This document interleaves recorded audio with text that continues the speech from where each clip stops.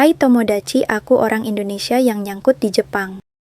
Siapa di sini yang kalau buka media sosial terus lihat vlog liburan ke Jepang, langsung membatin, wah enak ya hidup di negara 4 musim. Tiap beberapa bulan ganti suasana, ganti outfit estetik, pemandangannya kayak di anime. Aku paham banget. Karena bertahun-tahun yang lalu, sebelum aku bawa koper dan nyasar di sini, aku juga punya mimpi yang sama. Kita semua tumbuh besar disuapi gambaran romantis tentang Jepang. Tapi hari ini, aku mau ngajak kalian ngelihat dari kacamata yang berbeda. Kacamata kita, para pekerja, perantau, dan pelajar yang nggak cuma mampir seminggu buat foto-foto, tapi bertahan hidup dan bernapas di sini setiap hari. Mari kita bongkar satu persatu, gimana romantisnya 4 musim ini perlahan berubah jadi siksaan fisik dan mental yang nggak pernah masuk ke kamera turis. Kita mulai dari musim semi. Wah, ini musim yang paling dielu-elukan sedunia. Sakura mekar, cuaca sejuk, semua orang piknik di bawah pohon. Hanami. Cantik banget, tapi tahu nggak apa yang jarang diceritain sama selebgram? Di balik kelopak bunga merah muda itu, ada mimpi buruk yang namanya kafunsho atau alergi serbuk sari. Buat kalian yang di Indonesia mungkin alergi debu biasa aja udah bikin pusing. Di Jepang, serbuk sari dari pohon cedar dan cemara itu nyebar kayak kabut tak kasat mata. Begitu kamu kena kafunsho, selesai udah.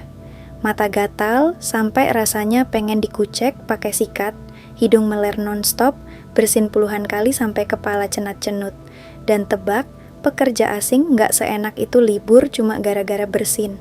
Harus kerja, angkat barang, atau ngurusin lansia di panti jompo dengan hidung yang mampet total dan napas ngos-ngosan dari balik masker. Musim semi yang katanya romantis itu, buat sebagian besar pekerja asing, cuman musim di mana penjualan obat alergi dan tisu melonjak drastis. Musim panas di Jepang itu mematikan. Literally, kata kuncinya, mushiatsui, panas dan lembab. Di Jakarta atau Surabaya, panasnya mungkin terik, tapi kita masih bisa napas. Di Jepang, lembabnya itu bikin udara berasa tebal.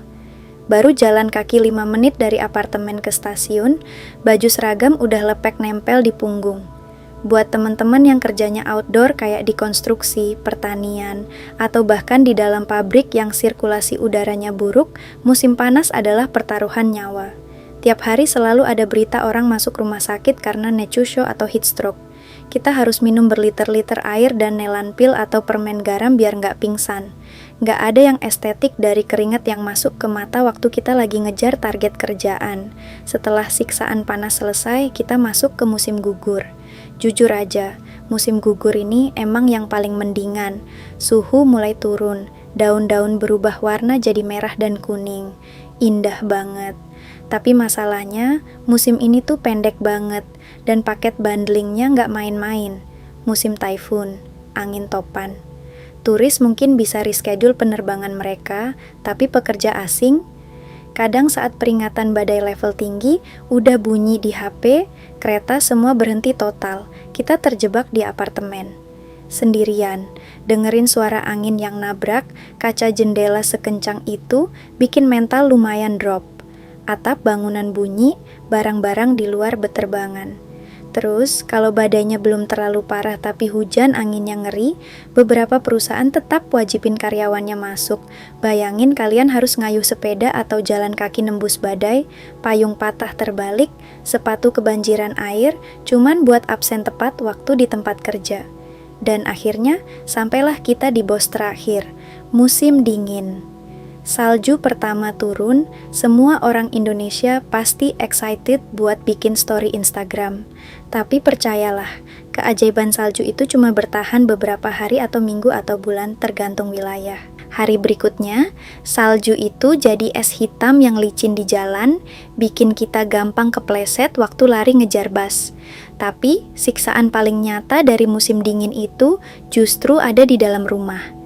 Kalian harus tahu, apartemen standar di Jepang, terutama yang disewa sama pekerja atau pelajar WNA, itu insulasi dindingnya, kacanya cuma selapis. Nggak ada central heater pemanas ruangan yang ditanam di dinding kayak di Eropa. Akibatnya, Suhu di dalam kamar bisa nyaris sama dinginnya kayak di luar. Bangun pagi buat mandi dan berangkat kerja adalah ujian mental paling berat.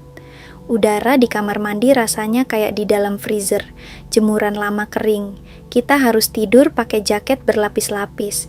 Kesepian dan dingin yang nusuk tulang itu sering banget bikin perantau kena seasonal depression atau depresi musiman. Di negara yang alamnya nggak pernah kompromi ini, kita dituntut buat cari cara sendiri untuk bertahan.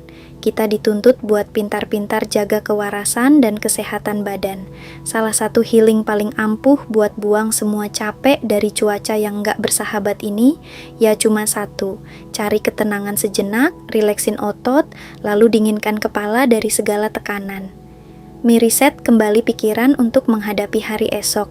Buat kalian yang di Indonesia dan punya mimpi kesini, ingat ya, Jepang itu luar biasa indah. Tapi butuh fisik dan mental yang sama luar biasanya untuk bisa ditaklukkan. Jangan cuma siapin kamera, tapi siapin juga mental baja kalian. Kalau kamu ingin tahu info menarik lainnya seputar Jepang, subscribe aja karena aku bakal share semuanya di sini. Sampai jumpa.